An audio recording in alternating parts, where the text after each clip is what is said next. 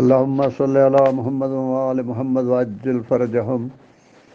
اعوذ باللہ من الشیطان الرجیم. بسم اللہ الرحمن الرحیم.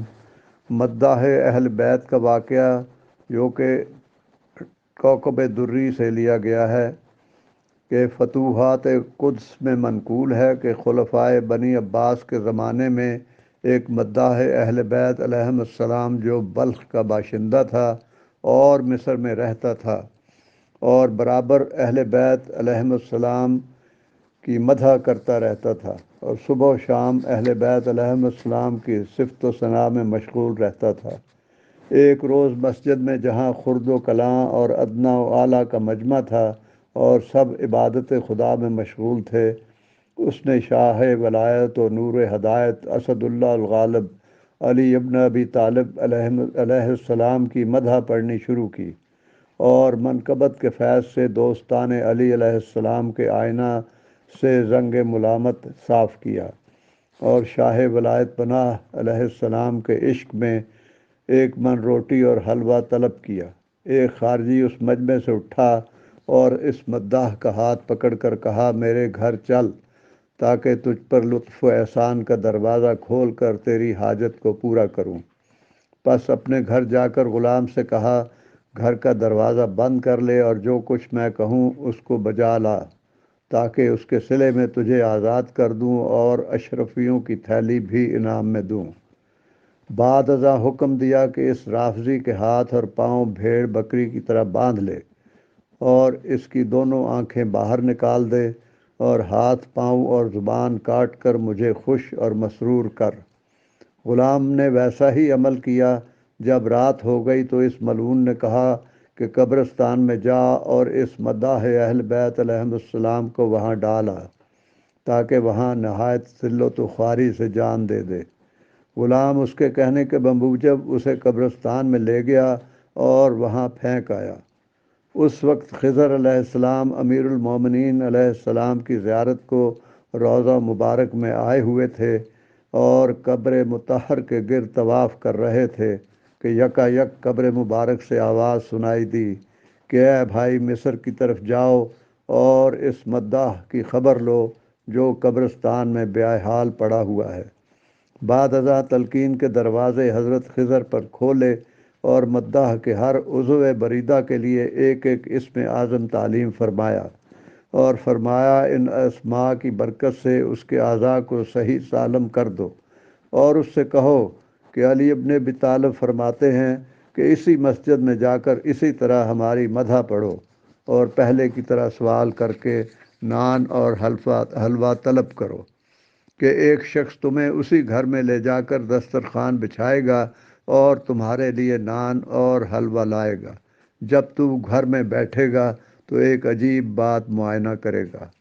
خضر علیہ السلام بموجب ارشاد امیر المومنین علیہ السلام ایک چشم زدن میں گورستان مصر میں پہنچے اور اس مظلوم کی خبرگیری میں مصروف ہوئے اور اس کے کٹے ہوئے اعضاء کے اسماء اعظم کی برکت سے فوراً ٹھیک ہو گئے اور آنکھیں روشن ہو گئیں اور زبان بولنے کے قابل ہو گئی، پاؤں چلنے اور ہاتھ گرفت کرنے کے لائق ہو گئے.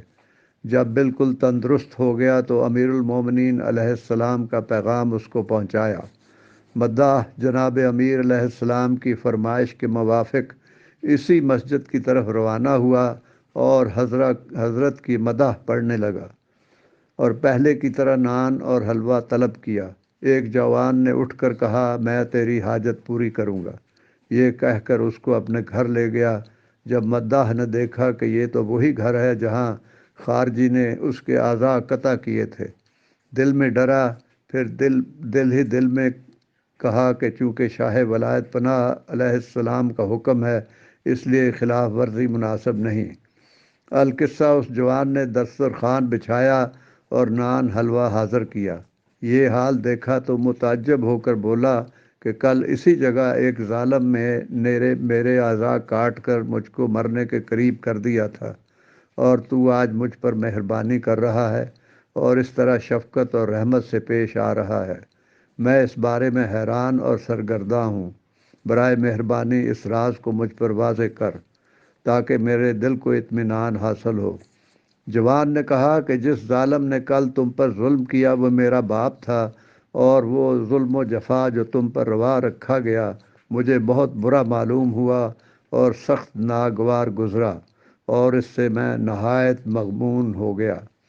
جب رات ہوئی اور سویا تو عالم رویا میں امیر المومنین علیہ السلام کو دیکھا کہ غضبناک ہو کر میرے باپ کی طرف متوجہ ہوئے اور فرمایا، اے کرس سیاہ یعنی کالے ریچھ، جو کچھ تو نے میرے مداح سے کیا ہے اس کی سزا دیکھ کہ دنیا میں مسخ ہوا اور آخرت میں دوزخ میں جانے کا حقدار ہو گیا۔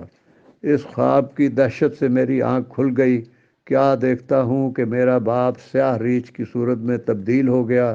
میں نے اسی وقت زنجیر اس کی گردن میں ڈال دی۔ ابھی وہ ریچھ گھر میں موجود ہے، اٹھ کر دیکھ لو، اور شاہ ولایت علیہ السلام کی محبت کے نتیجے سے اپنے دل مغموم کو خوش کرو۔ جب مداح نے کالا ریچھ دیکھا تو مداح نے یہ دیکھ کر سجدے میں گر کر خدا کا شکر ادا کیا اور اہل بیت علیہم السلام کی مدح و ثنا کرنے لگا۔ اسی وقت غضب الہی کی بجلی چمکی اور کالا ریچھ جل کر راکھ ہو گیا۔ اس جوان نے بھی اہل بیت علیہم السلام کا تولا کیا۔ اللہم صلی علی محمد وآل محمد وعجل فرجہم۔ اللہم صلی علی محمد وآل محمد وعجل فرجہم۔ آپ سب بھی مولا علی علیہ السلام کی ولایت پر قائم رہیں اور امام وقت کا دامن تھام کر رکھیں اور اپنی نسلوں تک یہ پیغام پہنچائیں۔ اللہم صلی علی محمد وآل محمد وعجل فرجہم۔